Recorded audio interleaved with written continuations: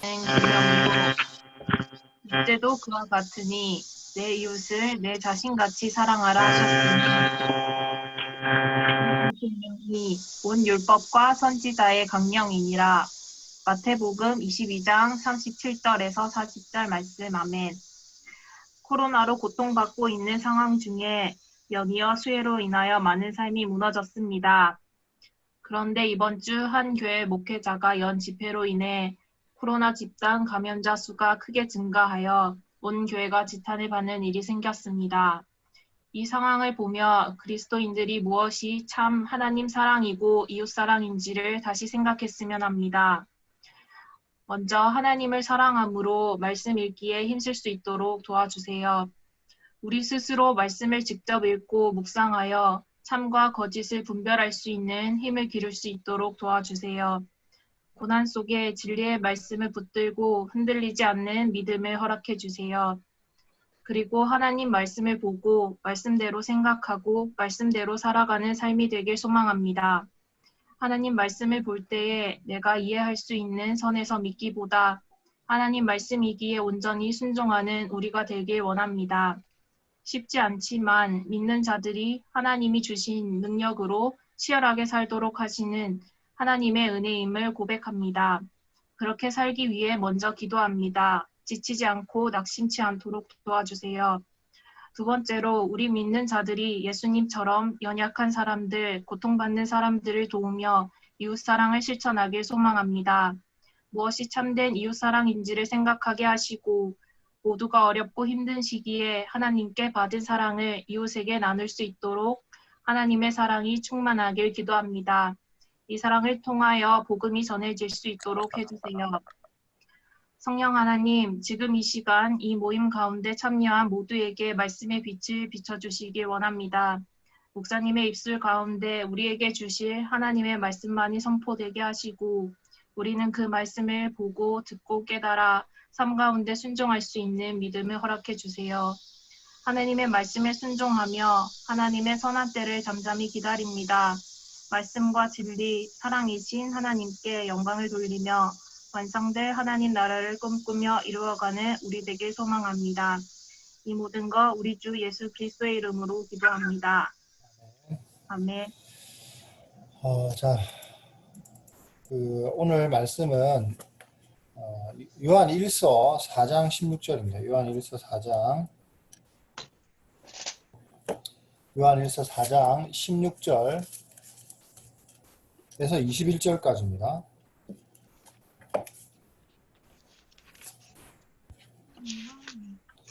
요한 1서 4장 16절에서 21절까지.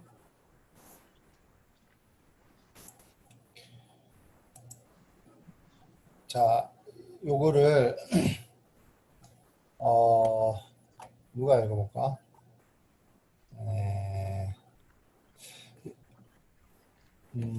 요거를 저기 알아야 좀 읽어줄래?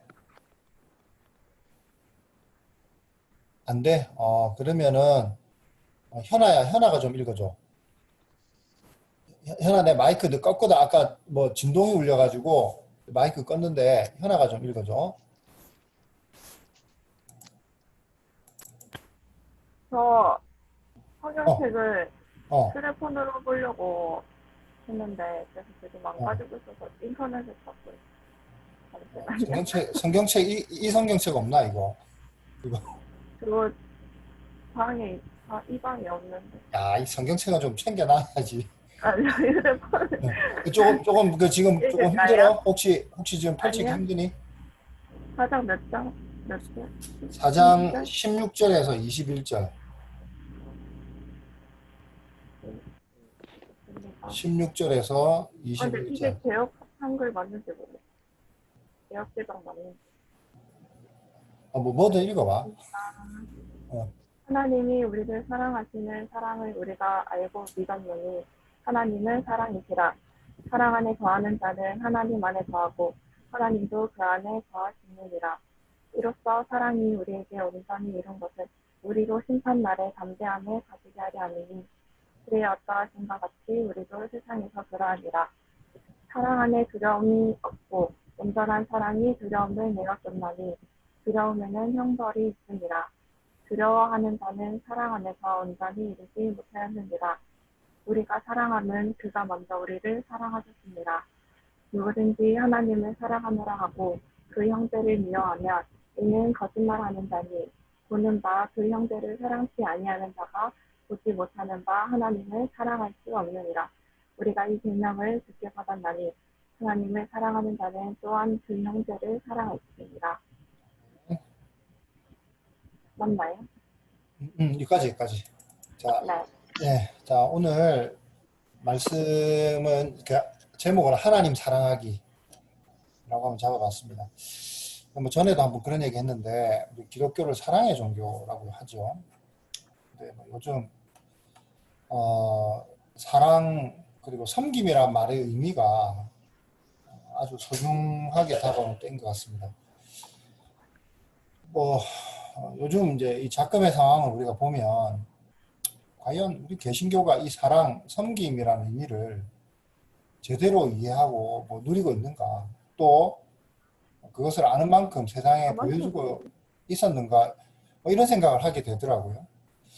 저는 한 주간 뭐 나름 휴가 기간이긴 했습니다만 뭐 집 밖에서 뭐 이렇게 처가에 올라갔다가 집 밖에 나오지도 않고 그냥 물 사러 한번 딱 나가고 그냥 콕 처박혀 있다가 내려와가지고 거창에서 계속 있었어요, 그냥.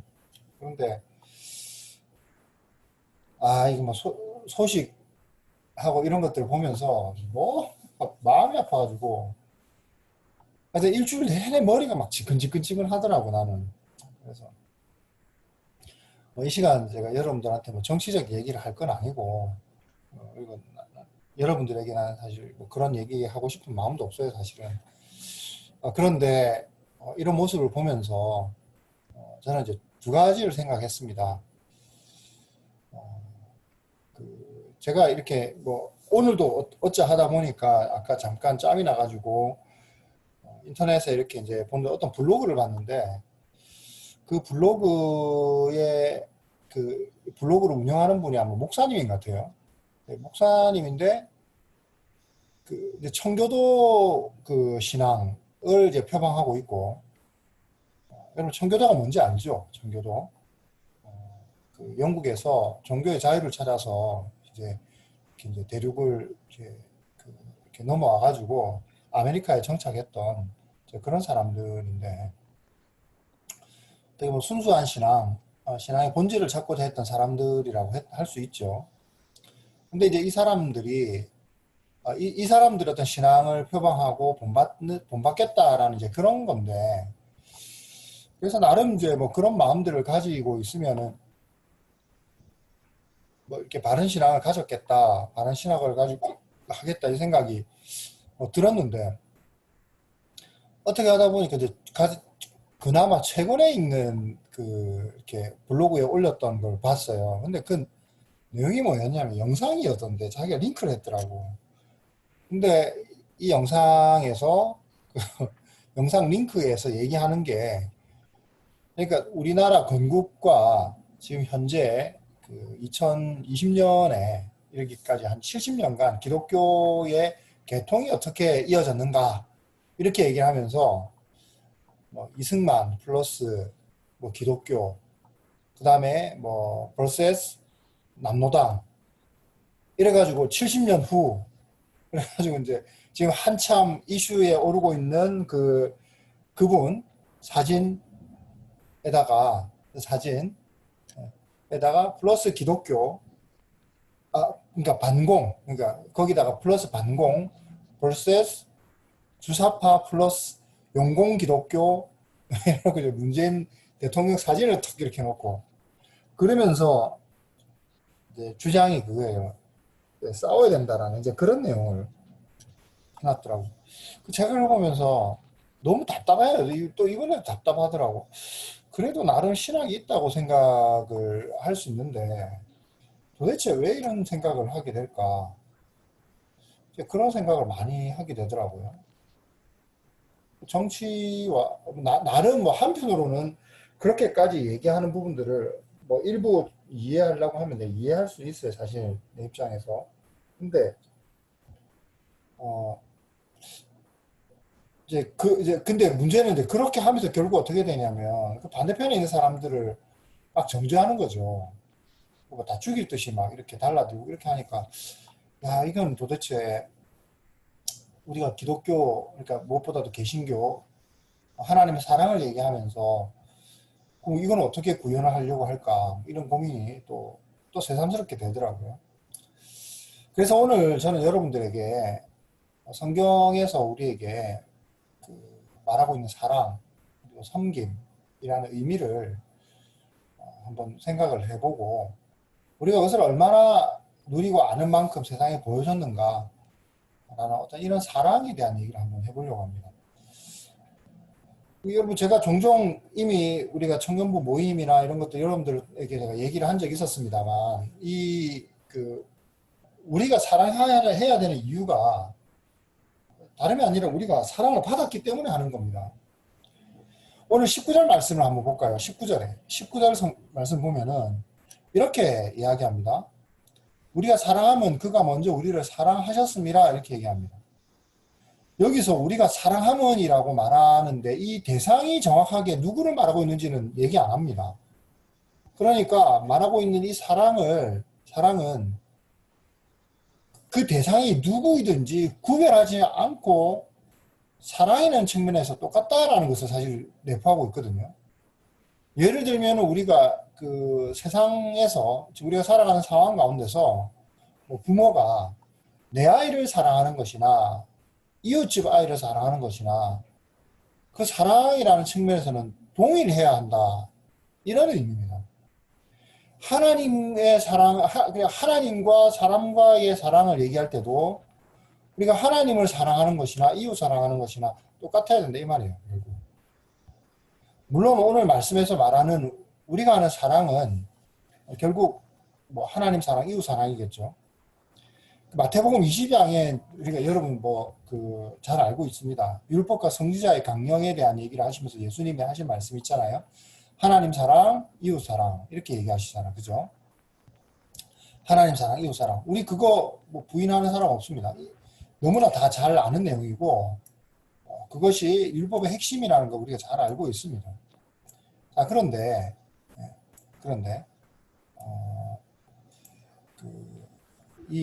평상시에 이제 우리가 이 하나님 사랑, 이웃 사랑을 우리가 얘기할 때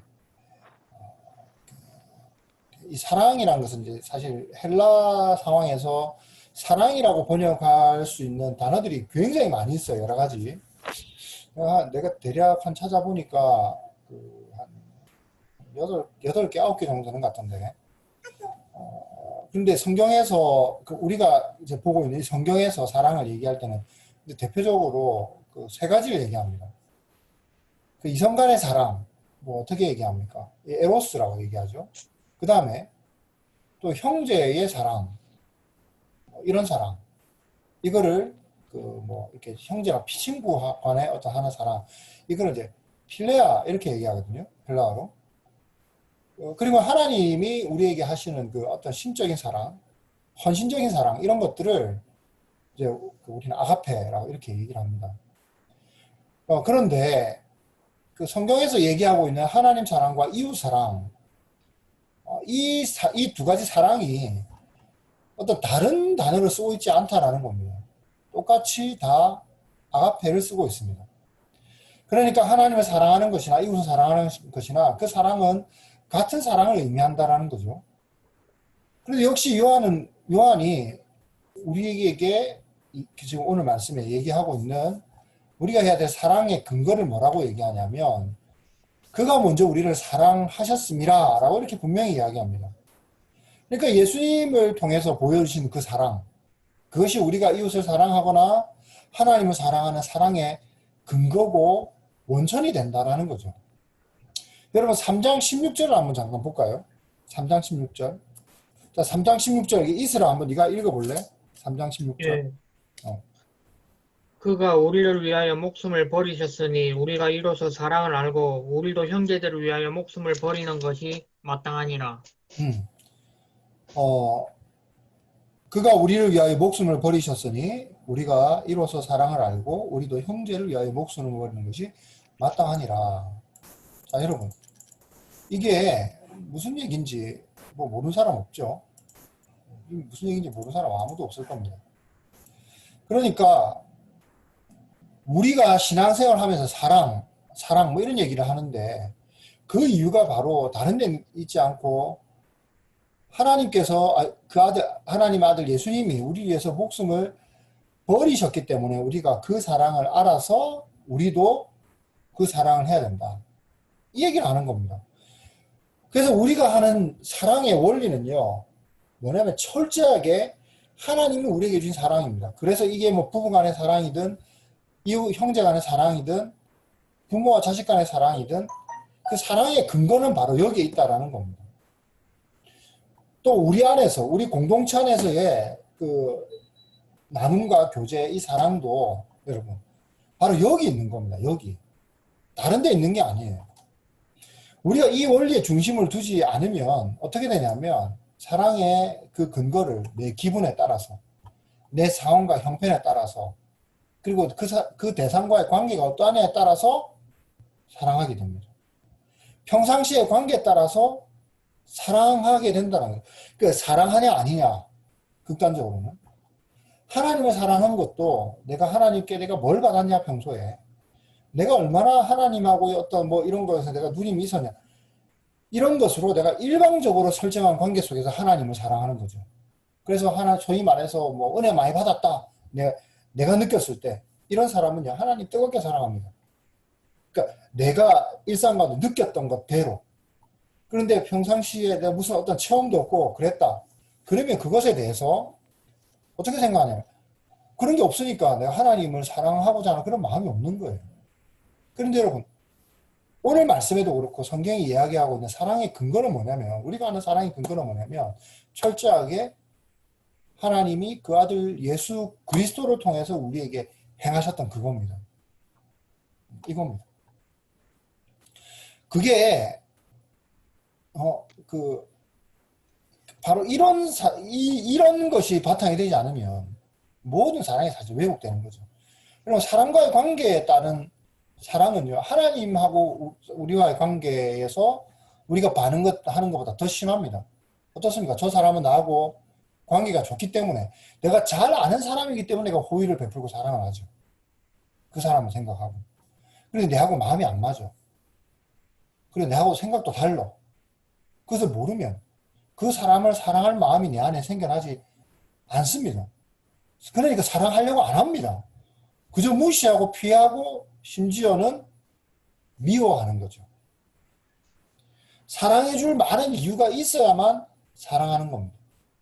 여러분, 저는 이게 지금 현재 이 기독교계 안에서 일어나는 상황 가운데 여러분 이것과 관련해서 여러 생각이 막 떠오르는데요. 이걸 지울 수가 없습니다. 사실은 내 입장에서는. 오늘 이 말씀을 생각해서 봤을 때는. 또 나아가서 저와 여러분들이 우리 모두가 다 우리 공동체 안에서 여러분 진짜 사랑하고 있습니까? 내 형제, 우리 공동체 안에 형제와 그 지체, 자매, 그 지체를 생각할 때 내 마음, 그를 향한 내 마음과 그 관심과 어떤 그런 그 행동들에 대해서 여러분 어떻게 반응하고 있는지 잘 보라고요. 여러분 그리스도인 가운데서도 싸우고 사랑하지 않는 이유가 많은데 그 이유가 뭐라고 생각됩니까? 다름이 아닙니다. 사랑하는 이유를요, 내 생각, 자기 편에서의 어떤 예도에 따라서 하려고 하니까 그 대상에 따라서 편차가 생기는 겁니다. 사랑할 대상을 찾지 않고 돌아보지 않는 것에 대해서도 변명하는 거죠. 내가 무관심했거나 내가 몰랐던 것도 여러분 이거 똑같은 겁니다. 성경의 원리를 가만히 한번 따져보면요, 특히 양과 염소의 비유에서 예수님이 그 뭐라고 얘기하십니까? 심판날에 나 배고픈 자에게 밥 줬고 목마른 자에게 물 줬고 감옥에 갇혔을 때 나를 보살폈고 내가 벗었을 때 입혔다. 양의 편에 선 사람들, 주님 내가 언제 그랬습니까? 네 옆에 있는 자에게 한 것이 바로 나에게 한 거다. 염소 편에 선 사람들에게도 그랬더니 언제 주님 내 옆에 있었습니까? 이렇게 묻잖아요. 근데 뭐라고 그럽니까? 네 옆에 있었던 그들이 바로 나였다라고 얘기하고. 우리가 변명할 수 있을까요? 변명 못합니다. 그래서 여러분 우리가 정말 기독교가 사랑이다. 우리가 믿는 그 믿음의 아까 핵심 그 중앙에 사랑이 있다라고 한다면 우리는 내 눈이 그걸 보지 못했고 내가 그것을 감지하지 못해가지고 내 옆에 죽어가는 사람이 있다. 여러분 이거 우리가 회개할 일이라고. 변명거리가 안 된다고요. 이거는. 그런데 어떻습니까? 오히려 우리는 적극적으로 미워하고 있죠. 안 그렇습니까? 그래서 우리가 알아차지 못하는 것도 예수님 앞에서는 범죄하는 겁니다. 그렇다면 고의적으로 그렇게 하는 건 어떻겠습니까? 더 무서운 범죄죠. 그래서 그 예수님의 어떤 그 사랑, 그리스도의 어떤 그 그리스도인의 그 사랑은요. 1만 달란트 빚진 자가 그 비유에 그 예수님께서 그 비유를 통해서 우리한테 그 이렇게 이미 어떤 용서의 교훈을 우리에게 주셨지 않습니까? 근데 그 교훈과 마찬가지로 우리가 하나님께로서 받은 사랑을 알고 그것이 얼마나 큰지 깨달으면 깨달을수록 우리는 하나님을 사랑하게 되고 이웃을 사랑할 수밖에 없는 겁니다. 여기에 대해서 변명의 여지가 없어요. 그러면 우리가 생각해 봐야 됩니다.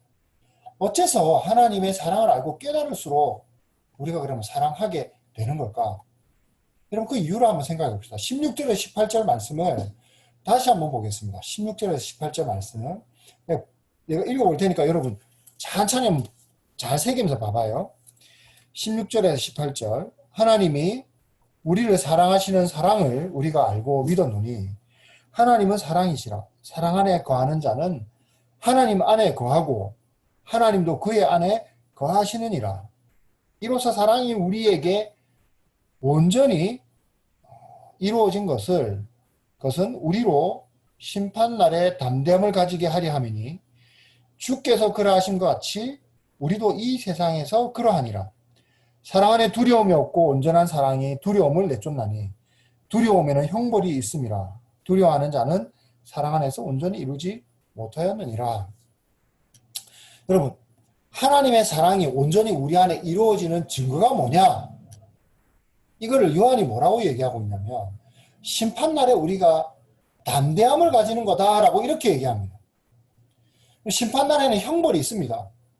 이 형벌은 우리에게 두려움을 주죠. 그죠?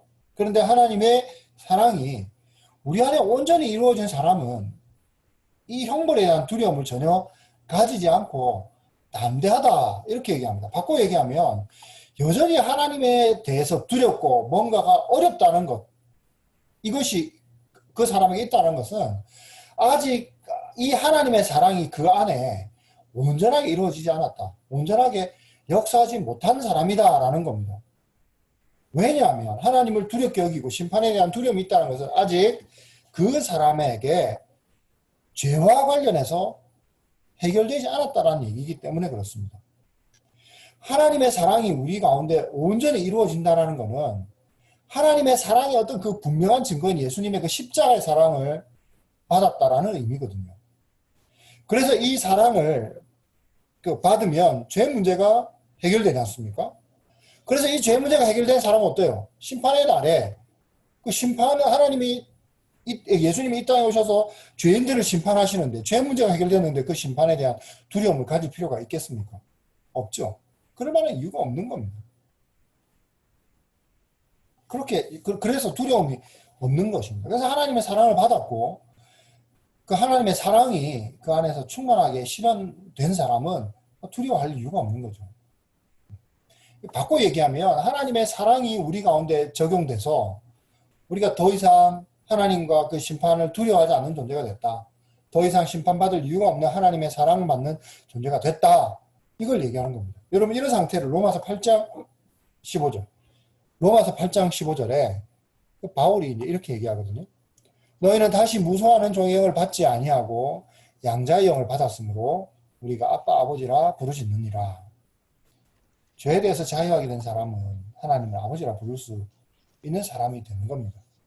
죄 때문에 도무지 하나님과 닮은 구석이 없던 사람이 하나님의 사랑의 그 확증, 하나님이 그 자기의 사랑을 아들 주셔서 우리에게 확증해 주셨잖아요. 그죠? 이 확증을 주신 예수님 때문에 우리가 어떻게 됩니까? 하나님 닮은 사람이 된 거죠. 하나님 자녀가 된 겁니다. 하나님의 자녀가 된 사람은 하나님을 닮아가는 사람, 하나님과 교제하는 사람, 이런 사람에게 하나님의 형벌이 없죠. 있을 수 없죠. 심판의 때 그 주어질 그 형벌을 두려워할 이유가 그래서 없는 겁니다. 예를 들면 정말 무서운 사람이 있어요. 정말 무서운 사람인데 그 사람한테 그 아들이 하나 있었어. 근데 이 사람은 이 무서운 이 사람은요. 그 자기 아들을 너무 사랑하고 너무 아껴가지고 아들하고 이렇게 교제하거든요. 근데 다른 사람은 이 사람이 너무 무서워가지고 벌벌 떨지 몰라도 적어도 아들은 어떻겠습니까? 이 아버지를 대하면서 막 그것 때문에 벌벌 떨까요? 아닙니다. 아버지를 대하는 데 있어서 전혀 두려움이 없습니다. 왜? 아버지와 아들의 그 닮은 그 관계 속에서 친밀함을 가지고 교제하기 때문에 그 아들인 자기를, 이 아들은 그 무서운 사람의 아들인 자기를 무서워할 이유가 없는 거죠. 아버지가 나를 해할 거다 생각 안 하는 겁니다.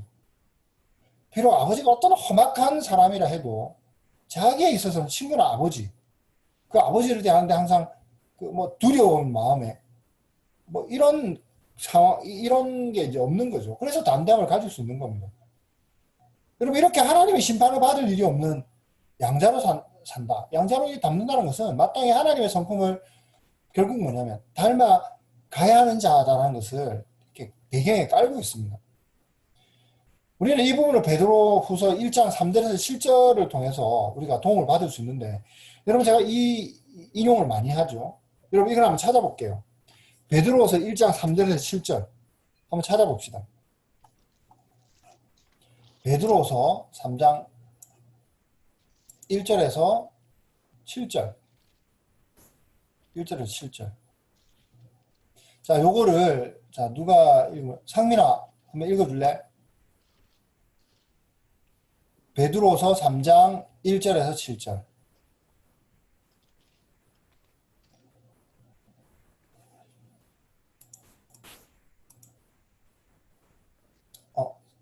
네, 읽겠습니다. 읽으면 돼요. 3절에서 7절 읽어줘.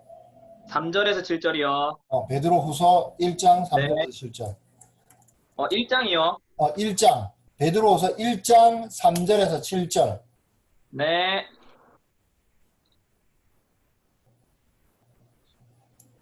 자, 읽겠습니다. 그의 신기한 능력으로 생명과 경건에 속한 모든 것을 우리에게 주셨으니 이는 자기의 영광과 덕으로서 우리를 부르신 이를 알므로 말미암음이라. 이로써 그 보배롭고 지극히 큰 약속을 우리에게 주사 이 약속으로 말미암아 너희가 정욕 때문에 세상에서 썩어질 것을 피하여 신성한 성품에 참여하는 자가 되게 하려 하셨느니라. 그러므로 너희가 더욱 힘써 너희 믿음의 덕을, 덕의 지식을, 지식의 절제를, 절제의 인내를, 인내의 경건을, 경건의 형제우애를, 형제우애의 사랑을 더하라. 아멘. 자, 여기 보면 우리가 먼저 3절에 그의 신기한 능력으로 성경 보면서 좀 보고 있어요. 여러분. 그의 신기한 능력으로 생명과 경건에 속한 모든 것을 우리에게 주셨으니, 그 다음에 4절에 하반절에 보면 신성한 성품에 참여하는 자가 되게 하려 하셨느니라. 그러면서 이게 그 하나님의 성품이 이제 5절에서 7절에 있는 내용을 통해서 쭉 나오고 있는데, 맨 마지막에 뭐라 그럽니까? 사랑이라고 얘기해요. 사랑. 그죠? 그래서 3절, 4절, 이제 아까 얘기했던 그거, 예수 그리스도로 인해서 우리가 어떤 존재가 되어가냐? 신성한 성품에 참여한 자가 된다. 예수님의 사역의 결과로 우리가 그렇게 된다라는 겁니다. 그래서 다른 번역본을 보면요, 신성한 성품, 신의 성품 이렇게 번역을 하는데, 신학적으로 표현하면 사람이 예수님으로 인해서 우리가 신격화, 하나님처럼 된다라고 얘기하는 겁니다. 그래서 5절, 7절에 보면 우리가 참여해야 할 신의 성품을 쭉 얘기하는데 7절에 사랑 나오죠.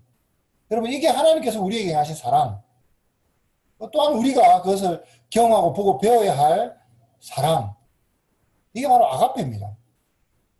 이 부분도 우리가 성경 원어를 보면 아가페라고 쓰고 있습니다. 그렇기 때문에 하나님의 심판을 받을 일이 없는 하나님의 사랑을 받는 자, 하나님의 아들, 딸로 하나님의 성품을 담는 자로 우리가 어떻게 해야 되겠습니까? 하나님과 같이 마땅히 사랑해야 하는 거죠.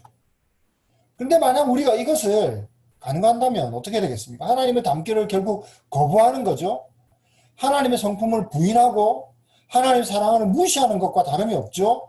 다른 말로 이야기하면 저와 여러분들이 정말 그리스도인이라면 하나님의 아들, 딸이라면 사랑하는 것은 아주 당연한 일이고 그럴 수밖에 없다는 겁니다.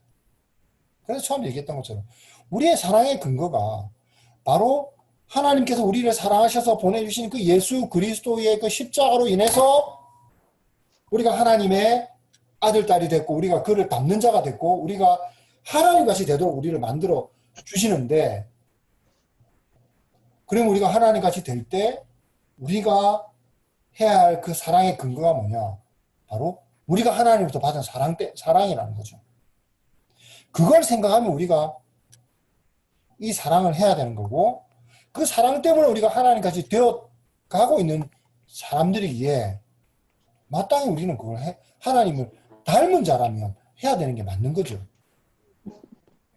근데 중요한 거는요. 이 사랑은 마치 믿음이 행동으로 증명되는 것처럼 행동으로 나타나게 되어 있다는 거예요.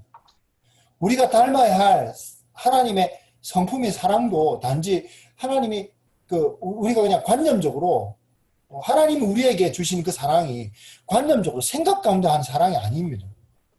그 사랑은 하나님의 행위로 나타난 거죠. 여러분 성경의 사건들을 쭉 보면 하나님께서 그 백성들을 사랑하셨기 때문에 행동하셨다는 것을 우리에게 말씀합니다. 여러분 구약에 한번 열어봅시다. 신명기 4장 37절 38절 이거 지훈이가 한번 읽어보자. 지훈이 신명기 4장 37절 38절 여호와께서 내 조상들을 사랑하신 고로 그 후손인 너를 택하시고 큰 권능으로 친히 인도하여 애굽에서 나오게 하시며 너보다 강대한 여러 민족을 내 앞에서 쫓아내고 너를 그들의 땅으로 인도하여 들여서 그것을 내게 기업으로 주려 하심이 오늘과 같으니라. 자 여기 보면 하나님이 아브라함과 이삭과 야곱의 후손인 이스라엘을 택하고 큰 권능을 행했습니다. 그 권능을 어떻게 합니까? 이들을 애굽에서 인도해 내신 거죠. 그죠? 그리고 38절 너보다 강대한 여러 민족을 그러니까 이 이스라엘보다 더 강대한 민족을 그들 앞에서 쫓아내십니다. 그리고 이들을 땅으로 인도해 가지고 하나님께서 그들에게 그 땅을 그들의 기업으로 주려 하신다라는 겁니다. 근데 여러분 이게 왜 하나님이 그렇게 하신 겁니까?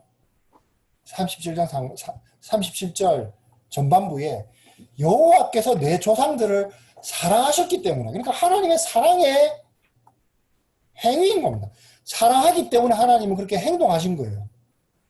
여러분 더 강력한 신약에서는 더 강력한 예가 있습니다.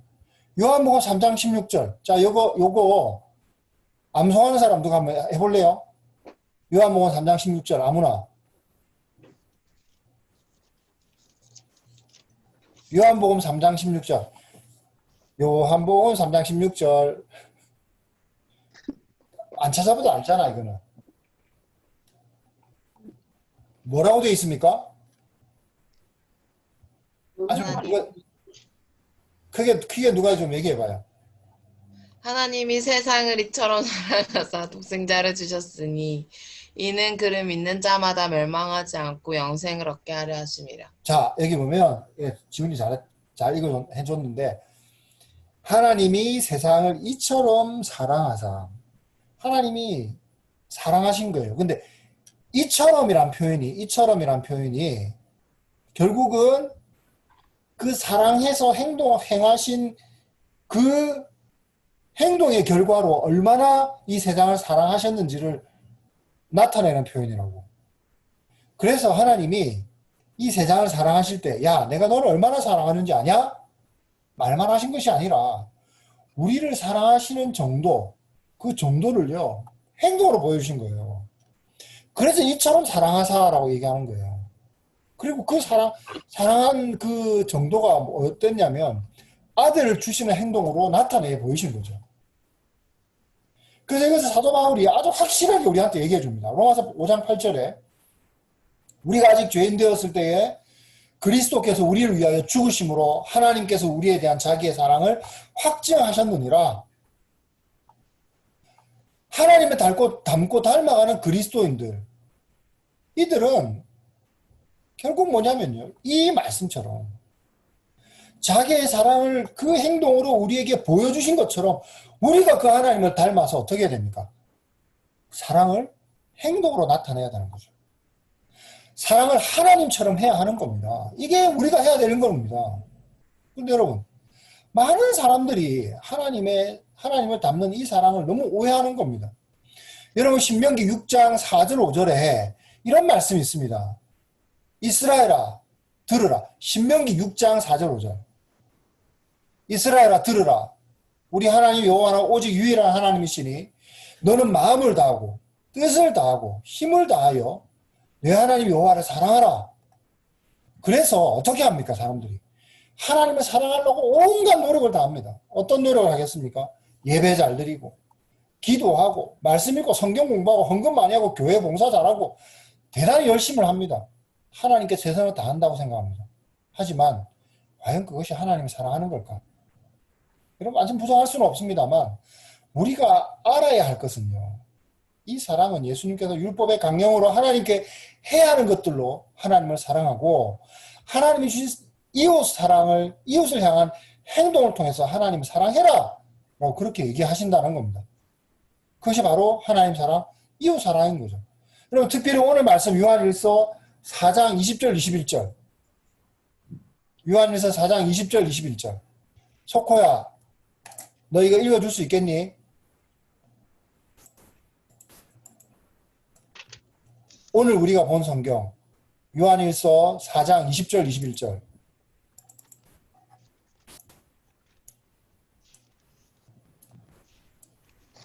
(392쪽) 신약성경 4장 20절 21절.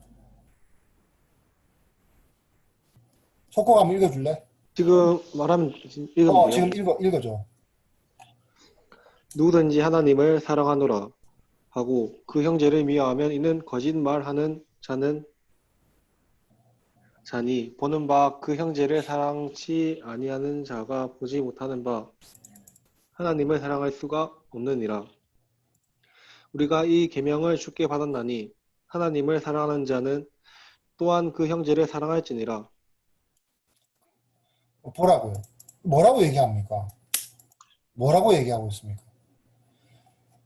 하나님을 사랑하고자 하는 자는 그 앞에 하나님이 허락하신 그 형제를 사랑함으로 하나님을 사랑할 수 있다는 걸 얘기하는 겁니다. 자기 삶 속에서 이웃을 사랑하는 행동을 통해서 하나님을 사랑하는 증거가 드러난다라는 얘기를 하는 겁니다. 말로만 하나님을 사랑한다 하지만 실제로는 연약한 형제를 보면서 그에게 손 내밀지 않고 나보다 남을 낮게 여기지 않고 형제를 미워하면서 하나님을 한다는 것 자체가 하나님의 사랑을 모를 뿐만 아니라 하나님을 사랑한다고 말할 수 없다라는 얘기를 하는 겁니다. 다시 말하지만 율법의 강령으로 왜 하나님 사랑, 이웃 사랑을 말씀하실까요? 왜 10계명에 하나님 사랑에 대한 1에서 4계명에 그치지 않고 사람, 이웃에 대한 5계명에서 10계명을 통해서 하나님을 사랑하라고 존중하라고 했겠습니까? 1에서 4만 중요하고 5에서 10은 대충 해도 되는 걸까? 전혀 그렇지 않습니다. 다시 말하건대 내 이웃은 하나님을 사랑하는 시험장입니다. 내가 정말 하나님을 사랑하느냐, 이걸 드러내는 시험장이라고. 특별히 공동체 안에서는 더 그렇습니다. 이스라엘 백성이 하나님의 심판을 받았을 때 그 심판의 이유가 그들이 종교적인 어떤 그 문제도 있었지만 하나님의 율례와 법도 가운데 명했던 이웃 사랑 실천을 하지 않고 온갖 부정과 포각과 불의의 문제 때문이었다는 것도 우리가 기억해야 됩니다. 여러분, 미가서 이런 데 보라고요. 그 지적하는 얘기, 아모스 이런 거 보라고요. 지적하는 내용이 그들이 행했던 불의함과 포갑입니다. 여러분, 참 안타까운 것은 최근 코로나 재확산과 관련해 가지고 사회의 불안함을 얼마나 지금 높습니까? 오늘도 거의 400명에 육박하는 그 확진자가 생겼는데 얼마나 불안합니까? 그런데 여러분, 이 불안함을 조성하고 있는 그 중심에 그리스도인들, 교인들, 이런 사람들이 있다는 겁니다. 저는 너무 마음이 아픕니다. 참 이것과 관련해가지고 하고 싶은 얘기 참 많지만 뭐 그런 얘기 하려고 하는 게 다른 걸 떠나서 이웃을 어떻게 사랑할 거냐는 거죠. 이웃을 어떻게 사랑할 거냐는 겁니다. 여러분 어디 밖에 나가면요 마스크 꼭 쓰고 다녀요. 여러분들이 그리스도인이라면 그게 이웃 사랑하는 방법 중에 중요한 방법 중에 하나입니다. 내가 불편하지만 내가 상대방 다른 사람을 위해서 내가 쓰는 겁니다. 내 보호도 있겠지만 우리는 그렇게 생각해야 된다고. 여러분 제가 그 사람들 다른 사람을 정죄하고 싶지는 않습니다. 그들 가운데 어떤 사람들은 자신의 욕망과 악한 이유 때문일 수도 있겠지만 대부분은요 어떤 사람 보면요 분명 하나님에 대한 열심과 열정을 가지고 그렇게 행동하고 있을 거라고 생각합니다. 하지만 오늘 우리가 본 말씀만 생각해봐도 하나님을 사랑하는 방식이 이웃사랑을 반드시 포함하고 있다. 여러분 이거 너무 간과하고 있다는 생각 때문에 저는 그것 때문에 너무 안타깝다라는 겁니다. 왜 불안하게 만들고 다닙니까? 왜 사람들을 괴롭게 만들고 다니냐고. 그렇다면 이제 여러분들에게 한번 물어보고 싶습니다. 여러분 정말 하나님 사랑하십니까? 여러분들이 하나님의 사랑을 알고 있습니까? 그를 닮아가는 그리스도인입니까? 그렇다면 여러분 이웃 사랑하세요. 형제 사랑하라고. 그렇게 못할 것 같은 경우도 분명히 있죠. 그것은 처음에 이야기했던 대로 내가 정말 사랑의 원천을 내 형편과 조건과 기분에 두고 있기 때문에 그런 건 아닌가. 내가 아직 성화되지 못해서 그런 게 아니라 여전히 내가 내 생각에 사로잡혀가지고 내 편리함, 내가 그 사람과의 관계, 내 형편 때문에 그러고 있는 거 아닌가. 솔직해지라고. 하나님의 사랑을 여러분들이 아는 만큼 여러분 그걸 근거로 했을 때 여러분 다른 사람을 사랑하시라고. 오늘날 기독교가 개신교가 하나님 사랑 얘기하지만 사랑은 온데간데 없습니다. 온데간데 없다고. 어떡하겠습니까? 아직 하나님의 사랑이 내 안에서 또 사랑의 이유로 내가 작용하지 못하고 있는 건 아닌가? 한번 진지하게 생각해 보십시오. 그걸 만약에 발견한다면 내 자신의 연약함, 아직 내가 성숙하지 못함을 놓고 여러분 그걸 놓고 기도해야 됩니다. 그걸 놓고 씨름해야 된다고. 다른 거 할 거 없이 하나님 이거 해주세요 저거 해주세요. 다른 거 이전에 아직 그 사람은 하나님의 사랑을 제대로 모르는 거예요. 사랑의 근거를 예수님께로부터 하나님께서 받은 사랑에 두지 않고 여전히 교만이 내 안에서 나의 의로 여김에 행하려 했기 때문에 그랬던 거예요. 그래서 그 교만과 그 거만함을 해결해야 합니다. 그걸 회개해야 합니다. 여러분 우리가 이 문제가 해결된다면 불가능했던 일들이 우리 가운데서 놀라운 변화로 일어나게 될 겁니다. 특별히 지금 이런 코로나 상황 속에서 우리는 이것을 우리는 몰입해야 합니다. 우리는 더 하나님의 사랑을 우리는 생각해야 됩니다. 그리고 그것이 우리의 사랑의 근거가 되어야 되고 이걸 통해서 오늘 특별히 20절, 21절에 아까 이슬이가 읽었던 누구든지 하나님을 사랑하노라 하고 그 형제를 미워하며 이는 거짓말하는 자니 보는 바 그 형제를 사랑하지 않는 자는 보지 못하는 바 하나님을 사랑할 수 없느니라. 여러분 옆에 여러분 주위에 있는 사람을 사랑함으로 하나님의 사랑을 증명해 보이십시오. 이것이 바로 우리가 하나님을 진짜 사랑하는 방법입니다. 기도하겠습니다. 하나님 아버지 감사합니다. 오늘 말씀을 통해서 우리가 어떻게 하나님을 사랑해야 할지 그 사랑은 이웃사랑과 결코 분리되지 않았음을 우리가 말씀을 통해서 확인하였습니다. 우리의 사랑은 나의 의와 나의 수고와 나의 자랑, 나의 형편, 나의 조건에 의해서 이루어져야 되는 것이 아니라 철저하게 예수 그리스도의 그 십자가의 그 구속의 사랑으로 구원받아 그 은혜를 누린 자가 주님을 닮음으로 마땅히 주님의 성품에 따라 행해야 되는 것임을 오늘 말씀을 통해서 우리가 배웠습니다. 주님, 우리가 스스로를 기만하지 않게 하시고 주님의 사랑을 우리가 배우고 안 만큼 우리의 삶을 통해 드러내 볼 수 있는 우리가 되게 하옵소서. 이 시대가 너무나도 어렵습니다. 하나님의 사랑을 얘기하지만 그 사랑이 어디 있는지 찾아볼 수 없는 그런 가운데 있는 것 같습니다. 주님, 우리를 새롭게 하시고 우리를 고쳐주셔서 우리를 통하여 하나님이 누구신지, 하나님이 우리를 어떻게 사랑하셨는지를 세상 가운데 우리의 모습으로 보여줄 수 있도록 주님 우리에게 은혜를 더하여 주옵소서. 감사를 드리며 예수님 이름으로 기도드립니다. 아멘. 자, 여기까지 하겠습니다. 자, 광고해 주세요. 광고할까요? 광고 현장 예배가 다시 회복되기 우리가 기도합시다. 이러한 상황에 낙심하는 형제 자매가 있는지 우리가 돌아보고 위로하고 기도했으면 좋겠습니다.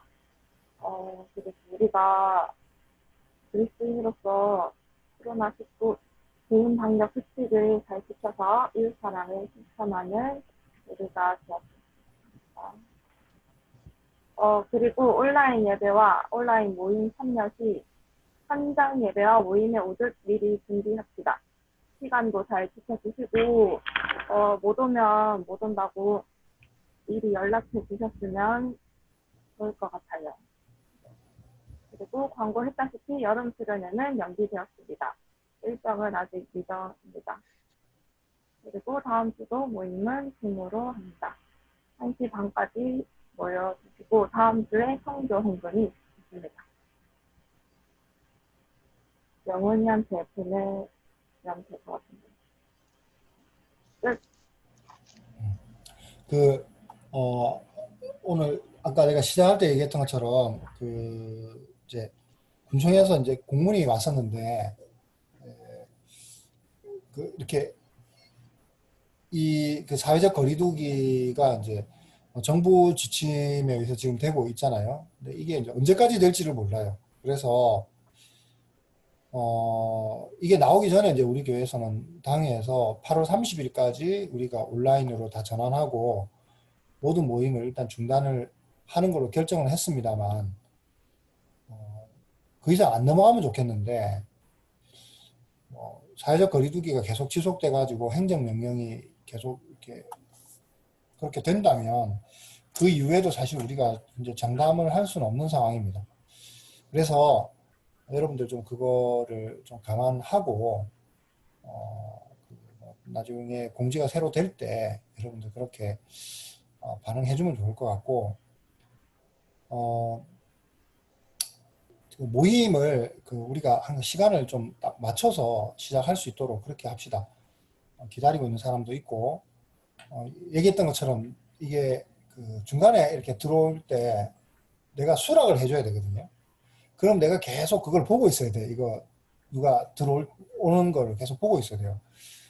다른 사람이 해주면 좀 상황이 낫겠는데 이게 내가 이걸 하다 보니까 이게 내가 미처 못 보고 이렇게 한참을 있을 수가 있으니까 미리 최소한 5분 전에는 다 들어온다라고 생각을 하고 좀 해주면 좋겠다. 그리고 다른 친구들한테 좀 연락을 해가지고 우리 모임이 이렇게 제 시간에 시작을 좀 할 수 있도록 해주면 좋겠습니다. 그래도 오늘 다 네, 부시시하게 안 하고 다 이렇게 탁 갇혀 있고 그 임원들이 또 이렇게 광고를 잘 해서 아주 또 이렇게 해서 너무 참 훌륭합니다. 훌륭하고 우리 이래 해야 됩니다. 진짜 이렇게 해야 됩니다.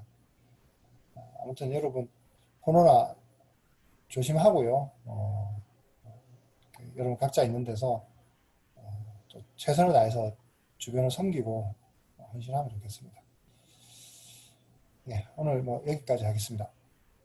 자, 뭐 다른 얘기 할 거 있나? 별일 없지? 다들 별일 없지? 어, 자, 별일 없으면 여기까지 하고 인사할까? 네. 그 임원들만 잠깐 좀 남아줘. 나머지 다 나가고. 자, 그러면 우리 인사합시다, 서로.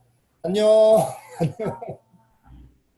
안녕. 자, 먼저 각자 나가주세요. 그 임원들 이어서 잠깐 얘기 좀 할게요.